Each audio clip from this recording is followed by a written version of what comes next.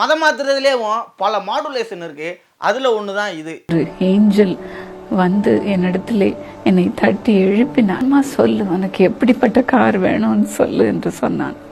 ஒரு car pamphlet ஒன்று இருந்தது.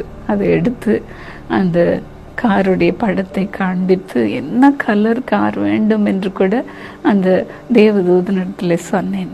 கர்த்தர் எனக்கு கார் வாங்கி கொடுத்தாரு அப்படின்னு சொன்னதை கூட ஒரு வகையில் ஏற்றுக்கலாம். ஆனால் எனக்கு பிடிச்ச கலரில் தான் கார் வாங்கி கொடுத்தாரு அப்படின்னு ஒரு கதை விடுறீங்க வாரு, அதைத்தான் சகிக்க முடியல.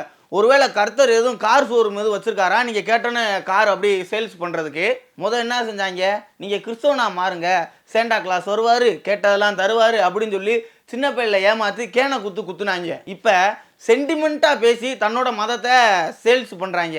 ஆனால் ஒன்று, இவங்களை நம்பி நீங்கள் மதம் மாறினீங்கன்னு வச்சுக்கோங்க, உங்களுக்கு பெருசாக கார் கிடைக்கும், அது கிடைக்கும், அப்படிலாம் இல்லை. புதைக்கிறதுக்கு சுடுகாடு கிடைக்காது, வேறு ஜாதிக்காரையும் தனி சுடுகாட்டில் தான் புதைக்கணும். அதையும் ஞாபகத்தில் வச்சுக்கோங்க.